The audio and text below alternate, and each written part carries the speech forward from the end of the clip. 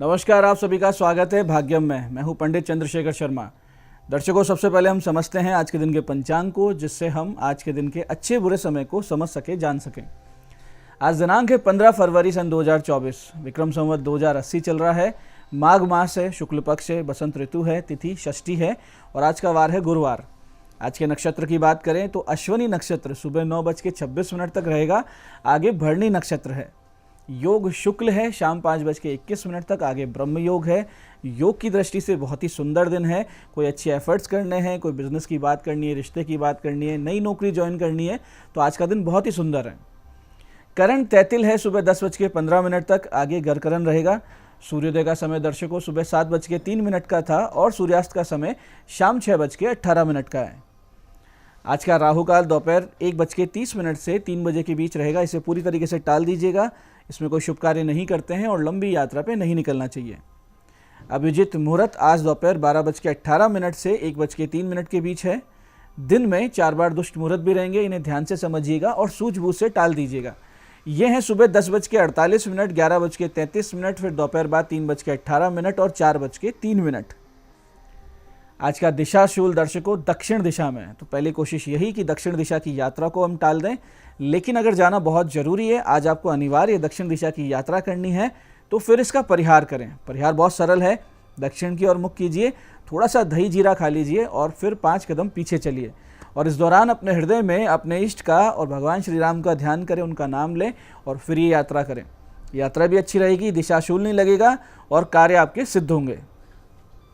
आज का शुभ समय दर्शकों, यानी कंपैरेटिवली आज का सबसे अच्छा समय, जिसमें कोई अच्छे प्रयास आप करेंगे तो सफलता के आसार ज़्यादा रहते हैं, वो है दिन में 11:30 से 1:30 के बीच और फिर शाम 5 बजे से रात्रि 9 बजे के बीच।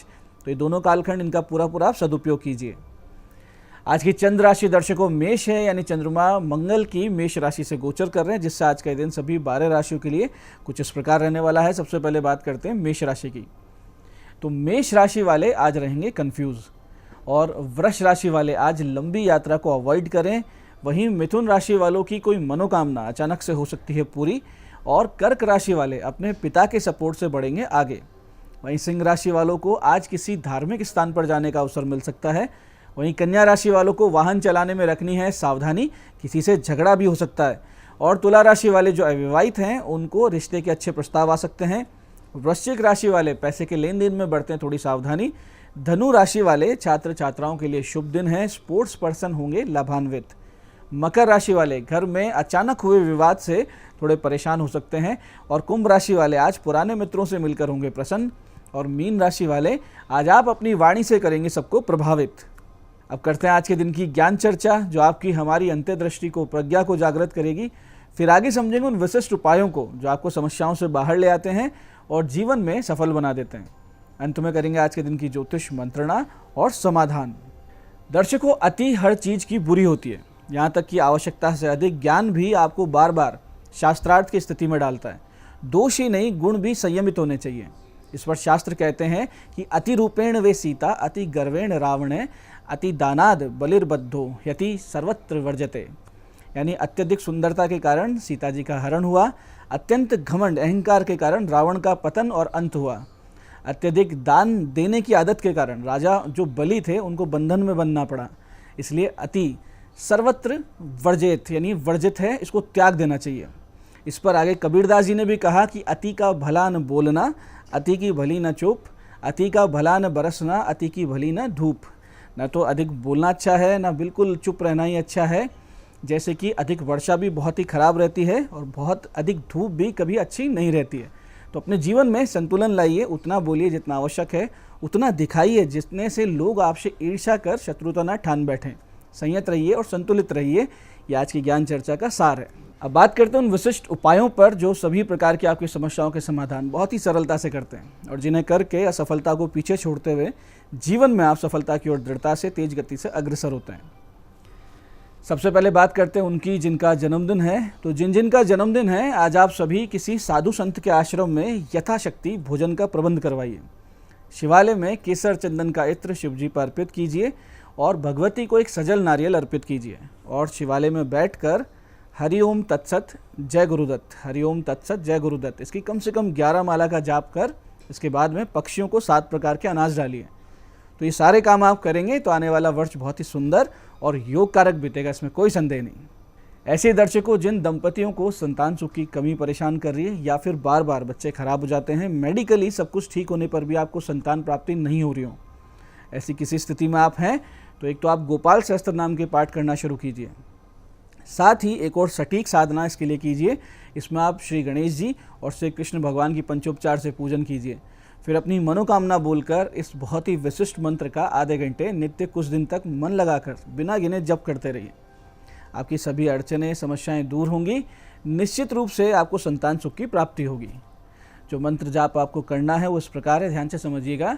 देवकी सुत गोविंद वासुदेव जगतपते देहि में तनयम कृष्ण त्वामहम शरणम गतः। मंत्र फिर से समझते हैं। देवकी सुत गोविंद वासुदेव जगतपते देहि में तनयम कृष्ण त्वामहम शरणम गतः। तो इस मंत्र को कीजिए और अपने जीवन में एक सुखद चमत्कार की प्रतीक्षा कीजिए। ऐसी दर्शकों, यदि कोई भारी संकट आपको परेशान कर रहा हो या फिर शनि राहु जैसे ग्रहों की विपरीत दशा चल रही हो, लंबे समय तक किसी ने आपका समय खराब बताया हो, तो ऐसी स्थिति में कम से कम परेशानी से इस समय को पार करने के लिए आप लीजिए शरण माता लक्ष्मी जी की। इसके लिए प्रातः जल्दी उठिए, लक्ष्मी नारायण मंदिर जाइए, वहाँ की साफ़ सफाई में सहायता कीजिए, आने वाले भक्तों की सहायता कीजिए और मंदिर में जो पक्षी बैठे हैं, जो चींटियाँ होती हैं, उनके भोजन की व्यवस्था कीजिए। साथ ही लक्ष्मी नारायण की पंचोपचार से पूजा करके नियमित आधा घंटा, कम से कम अधिक जितनी आपकी क्षमता है, इस बहुत ही विशिष्ट मंत्र का जाप पूरे ध्यान से मनोयोग से करना शुरू कर दीजिए। दर्शकों, यदि आप ये मंत्र साधन करते रहेंगे तो विपरीत से विपरीत परिस्थिति से भी स्वयं माता महालक्ष्मी आपको रक्षक बनकर बाहर निकाल के ले आएंगी। जितनी विकट परिस्थिति आएंगी उतनी ही सामना करने की शक्ति और साहस आपको भगवती कृपा से मिलने लगेगा। जो मंत्र जाप करना वो इस प्रकार है, ध्यान से समझिएगा। ओम सर्व सौभाग्य वर्धनी दुर्गति नाशिनी महालक्ष्मी नमो नमः। मंत्र फिर से समझते हैं। ओम सर्व सौभाग्य वर्धिनी दुर्गति नाशिनी महालक्ष्मी नमो नमः। तो ये थे आज के वो विशिष्ट उपाय जो आपको समस्याओं से बाहर ला रहे हैं, मनोकामनाएं आपकी पूरी कर रहे हैं। अब बात करते हैं आपके सवालों की। आपके सवालों में आज हमारे पास जन्म पत्रिका आई है हमारी दर्शक मनीषा जी की। 2 जून 1997 का जन्म है, शाम 5:33 जयपुर। प्रश्न है, विवाह का योग कब है? मनीषा जी, आपका तुला लग्न है, मेष राशि है, सप्तम स्थित बुध चंद्रमा जो युति है, जो योग है, आपके अच्छे वैवाहिक जीवन को दर्शा रहा है। हालांकि एक सगाई आपकी टूटने के योग बनते हैं। विवाह का योग आपका अगस्त सन 2024 से मार्च सन 2025 के बीच में है। आज की दूसरी पत्रिका आई है हमारे दर्शक राम गोपाल जी की। 7 अक्टूबर 1968 का जन्म है, दोपहर 1:29 अजमेर। घर में बहुत सी परेशानियां हैं, उपाय बताइए, इनका प्रश्न है। देखिए राम गोपाल जी, आपका धनु लग्न है, मेष राशि है, चतुर्थ भाव में शनि राहु का प्रेत दोष और सूर्य केतु का ग्रहण दोष स्पष्ट रूप से आपके घर में अतृप्त पितृ आदि की उपस्थिति को दर्शा रहा है। वास्तु दोष भी निश्चित रूप से आपके घर में मिलेंगे, तो आप वास्तु शांति करवाइए, ग्रहण दोष की शांति करवाइए और जो ये शनि राहु की जो प्रेत दोष है इसकी शांति करवाइए और उसके साथ साथ पितृ शांति भी आपको करवानी पड़ेगी। ये सारी पूजा के बाद आपको राहत मिलने लगेगी। नित्य हनुमत सहस्त्र नाम आपको स्वयं अवश्य करना चाहिए। आज की तीसरी पत्रिका ये हमारी दर्शक आरजू जी की। 4 फरवरी 1998 का इनका जन्म है, दोपहर बाद 3:28 फरीदाबाद। करियर कब अच्छा होगा, इनका प्रश्न है। देखिए आरजू जी, आपका मिथुन लग्न है और मेष राशि है। दशमेश और नवमेश के राशि परिवर्तन से स्पष्ट है कि भाग्य के साथ आप लगातार करियर में आगे बढ़ेंगी। आपके ग्रोथ का समय अभी चल रहा है, लेकिन नवंबर सन 2025 के बाद से आप बहुत तेज गति से आगे बढ़ने लगेंगे, इसमें कोई भी संदेह नहीं है।